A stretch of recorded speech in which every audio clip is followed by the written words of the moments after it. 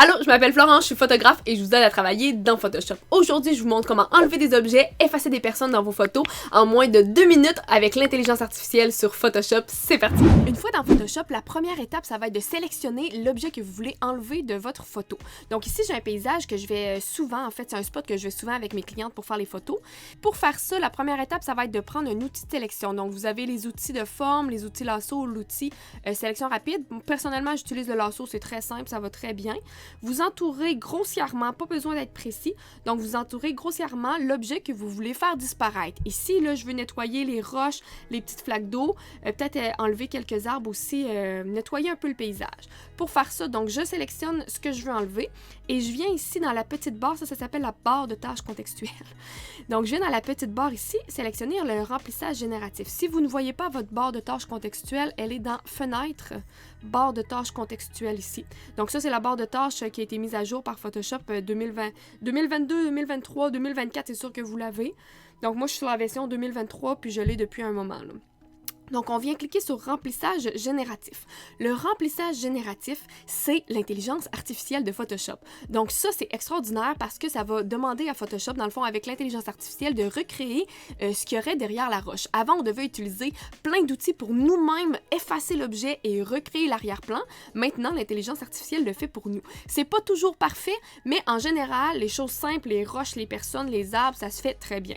Donc, ici, vous avez deux choix quand vous cliquez sur le remplissage génératif. Il y a une petite barre, soit que vous n'écrivez rien dans la petite barre ou soit que vous écrivez quelque chose. Si vous écrivez rien, vous envoyez le message à Photoshop qu'on veut que Photoshop crée pour nous l'arrière-plan. Donc Photoshop va prendre en considération toute l'ambiance de la photo, les couleurs, tout ça, puis il va recréer pour nous ce qu'il y aurait naturellement derrière la roche. Donc c'est ce qu'on va choisir pour effacer l'objet. Ensuite, on va créer sur générer et puis Photoshop va générer un arrière-plan, donc va effacer la roche et va générer ce qu'il y aurait derrière la roche. Si vous aviez écrit quelque chose dans la barre, ça l'aurait dit à Photoshop, dans le fond, ce que vous vouliez créer à la place de la roche. Donc, j'aurais pu marquer chat, linge, boîte aux lettres, peu importe, et Photoshop aurait créé cet objet-là. En écrivant rien, on demande à Photoshop vraiment d'enlever ce qu'il y a derrière la roche. Photoshop va vous proposer 3 choses, c'est assez rapide, hein, vous avez vu. Donc, va vous proposer 3 choses, 3 arrière-plans qui seraient possibles derrière la roche. Lorsque j'ai choisi le fond que j'aime, je ne fais que fermer la petite fenêtre ici, et puis mon arrière-plan vient se mettre tout de suite en calque. Donc, il a créé un nouveau calque naturellement avec un masque de fusion, puis c'est le remplissage génératif. Là, le remplissage génératif, vous pouvez en faire pour tout plein d'objets. Donc, vous pouvez en faire le nombre d'objets que vous voulez. Donc, remplissage génératif, je ne marque rien et je génère. Ici, à chaque fois que vous générez un remplissage, ça vous fait des nouveaux calques. Donc, ici, j'ai choisi le 3e. Je ferme ma fenêtre, c'est nettoyé. Ça va bien. Donc, j'ai un exemple ici d'une cliente que j'ai fait exactement à cet endroit-là. Puis là, je vais vous montrer comment effacer un objet quand on voit un sujet devant. Donc, ça arrive souvent que votre sujet comme devant l'objet que vous voulez effacer. À ce moment-là, quand vous faites votre sélection, vous allez venir sélectionner juste un petit peu du sujet. Donc, j'ai choisi encore l'outil lasso. Je viens sélectionner la roche que je veux enlever et puis je vais prendre une petite partie du sujet pour dire à Photoshop, la roche, je veux l'enlever, mais je veux quand même garder cette partie-là de mon sujet. Donc, remplissage génératif, je n'inscris rien, générer, et Photoshop va nous générer un arrière-plan tout en gardant le sujet net, précis. Vraiment, c'est impressionnant. Donc, Photoshop va générer vraiment un arrière-plan qui aurait derrière la roche.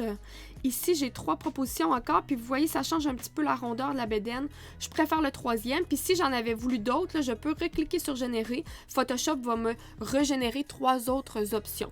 Plus vous générez, plus votre document commence à être lourd, par exemple. Donc, j'ai remarqué quand vous générez beaucoup de... Mettons, là, je me suis déjà rendue à 18 générations. Je sais pas si on appelle ça génération, mais mon document était lent à travailler après. Donc, si vous avez vraiment plusieurs propositions que vous n'aimez pas, supprimez votre cale, fermez la fenêtre et recommencez. À 3, 6, 9, là, ça travaille quand même bien. Donc là, Photoshop m'a généré quelque chose de bizarre ici. Mais vous voyez, là, en général, là, ça va super bien. Donc, je choisis ma 3e option ici. Je ferme et j'ai ma photo nettoyée. Donc, c'est comme ça qu'on supprime des objets sur Photoshop avec le remplissage génératif. L'intelligence artificielle nous sauve des heures de travail. Merci, Photoshop! Si vous avez d'autres idées de vidéos, mettez-moi ça en commentaire. Puis sinon, on se voit la semaine prochaine pour un autre tutoriel. Bye bye!